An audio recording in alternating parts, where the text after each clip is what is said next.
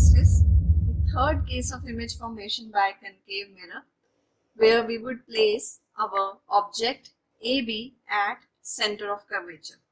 So now by placing the object at center of curvature, we again have to look for 2 out of those well-defined 4 reflected rays that we have already discussed. As I told that if the object is at infinity, then all the rays would be parallel. There is no other option, no other choice for the rays to be falling in any other manner.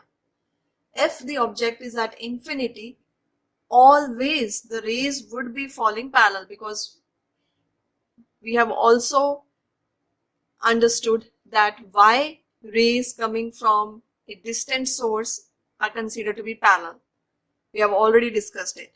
So if object is at infinity, then the rays coming from infinity would be parallel to the principal axis of the concave mirror, and they would fall, and after reflection they would pass through principal focus.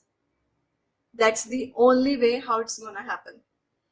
But if the object is placed not at infinity but far, that is beyond C, somewhere in this region, we have the possibility that, since we know that an extended object is not just one object, in fact it's a combination, it's integrated point sources.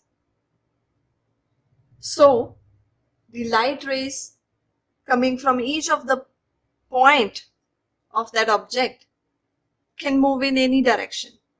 And what do we expect is that if the object is beyond C, in that case, one is definitely going to be parallel ray, without doubt. That is the simplest case that we can expect. And then if it is beyond C, it is nearer. So the rays coming from the object may have the possibility to pass through center of curvature. So that is possible when the object is placed beyond C. It's not at infinity. If the object is at infinity, rays would be parallel to principal axis, all the rays, and after reflection they all would pass through principal focus. That is the only way possible. If object is far beyond C but not at infinity, then some portion of the ray would be parallel, but there are rays which might pass through center of curvature, and we need the intersection of at least 2 of the rays to get the position of image. So those 2 rays would help us. But if the object comes closer, it crosses C and it's somewhere here in between this portion C and P, then the rays have chance that they would like to pass through focus, or they would like to hit pole. That is only possible when object is between C and P, very much closer to the reflecting surface of the mirror. Well, that was all repetition. And now here the object is placed at center of curvature. So one of the easiest ray that we expect is the one parallel ray coming. So the one which is parallel to the principal axis, after reflection will pass through focus. And now, since the object has come nearer, it would look to pass through some other points which are available to it. And now, which is the nearest one? Focus. So the rays coming from this object would try to pass through focus as well.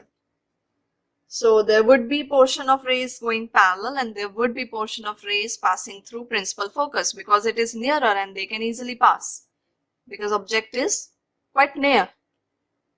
We know principal focus lies midway between pole and center of curvature. So now distance is not that much. So the one which goes through focus after reflection, what happens to that? it goes parallel to the principal axis. So these two are totally opposite of each other. The one coming parallel to principal axis after reflection passes through focus, and the one which is directed towards principal focus after reflection goes parallel. So if we take these two rays and this after reflection goes parallel, and now these two rays, and this would give us our image. So here we get the position of image, and it would be A dash B dash. And now you see, it's just by drawing you would find it. If you use proper distances, if you use proper scale and everything, then without doubt after intersection you will reach here, just beneath C. So that means if object is placed at center of curvature, the image will also be formed at center of curvature. And again we are saying that this portion is almost parallel. So this also tells us that image is of same size.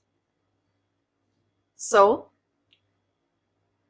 position of the object is at center of curvature, and position of image is again center of curvature. So now here the size of the image would be same as that of the object. We have seen, like if you use proper rulers and do exact measurements and make the ray diagrams properly, then you would end up here. The point of intersection would be beneath center of curvature. So, and this portion would come out to be totally exactly equal. So the image is of same size as that of the object. And nature of the image would be real and inverted. As we know, if the image is forming in front of the mirror and it's a concave mirror, it is going to be real and inverted. And here we can see the arrow is pointing downwards. So the image is inverted, and we can obtain it on screen or any paper or white wall. So it is real as well. Now let's discuss a fourth case where we have placed our object AB between center of curvature and the focus. As mentioned earlier, object is nearer here to the spherical mirror, because those cases where it was at infinity or beyond C have gone. Now it has crossed this center of curvature and has come nearer and locating in between center of curvature and focus. Now one thing that we always use is the parallel ray, because the possibility of parallel rays coming would always be there. So one such ray would always help us to get the image, but we need one more. So now first ray we are going to show the one which is parallel to the principal axis as always, and after reflection it always passes through principal focus. Now what would be the other one? Now here it is between center of curvature and focus, and there are possibility that the rays coming from this object would try to pass through center of curvature because it is quite nearer now. And that's why if we say that the ray coming from the object passes through center of curvature, then what happens? That it simply, after reflection, it retraces its path. So it will stay on this particular portion only. So now if we extend this portion backwards and we see that these two rays intersect here at this point, and all we need is a point of intersection, because that point gives us the position of image. So now here we will be getting our final image, A dash B dash. And now you can see that object was here between C and F, and now image has gone here. So position of object, we would say that it is between center of curvature and focus. For the position of image, we would say that since it is beyond center of curvature, so the image is formed at distance far away beyond C. Now what do you think of the size of the image? Obviously the size of the image looks quite bigger than the size of the object. And also if you should practice making all these ray diagram yourself, and you would find that this intersection would give you this enlarged portion. So we say that size of the image is enlarged. It is greater than that of size of the object. So we can say that here A dash B dash is greater than AB. And about nature of image, again real and inverted, since image is forming in front of the mirror, so it has to be real and inverted. Shows us that it is inverted as arrow is pointing downwards. And we have seen in the first case, when the object was at infinity, all the parallel rays after reflection, they pass through principal focus. And since principal focus lies on the principal axis only, so we got the very point size image here. But in all the other cases, images were forming beneath the principal axis. And if you remember, this particular case is totally opposite of the second case which we studied, when the object was placed beyond C and the image was formed between center of curvature and focus. And here object was placed between center of curvature and focus, and image has been formed beyond C. So all these cases are totally the opposite of each other. So this was all about today. In the next video, we'll continue with our further cases. Thank you.